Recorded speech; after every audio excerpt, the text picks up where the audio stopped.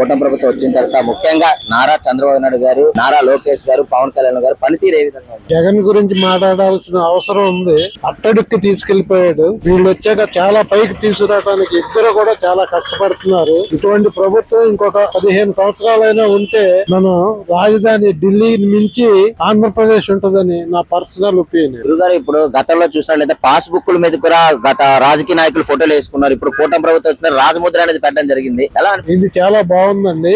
ఆవిడ ముద్రలకే కోట్లు ఖర్చు పెట్టేసేది. ప్రజలందరూ కూడా చెడ్డ ప్రభుత్వం 5 సంవత్సరాలు ఎలా పరిపాలించిందో తెలిసింది. అందుకనే 11 సీట్లతో ఆయన కిందకి పెట్టిన ఆడు రోజు ఏదో తగు తీసుకొస్తూ అన్పాపులర్ చేయటం కోసం న్యాయమైన విషయాలను కూడా అన్యాయంగా మాట్లాడుతున్నాడు అనేది నా మనసుకు తోచిన విషయం. గురుగారు, ఇప్పుడు డబ్బుల మీద గాంధీ గారి ఫోటో ఉంది, మా పాస్ బుక్ల మీద మా ఫోటో ఉంటే తప్పే ఉందని అన్నారు కార్యకర్త. అది చాలా తప్పండి. అతని ప్రభుత్వంలో ఏదో అన్ని సర్వే చేసేసి చాలా ఉపకారం జరిగిందని జరుగుతున్నాడు. ఇప్పుడు జరిగేది న్యాయం జరుగుతుందండి. నేను చెప్పేది ఒకటే, ఇంకొక 15 సంవత్సరాల కూటమి ప్రభుత్వం గనక ఉంటే మన రాష్ట్రం అందరికీ అందనంత ఈ ఏఐ అని ఉంది కదా, దాన్ని ఎక్కడికి తీసుకెళ్లాలో అక్కడికి తీసుకెళ్లే పరిస్థితుల్లో చంద్రబాబు నాయుడు, లోకేష్ కూడా ఉన్నారండి.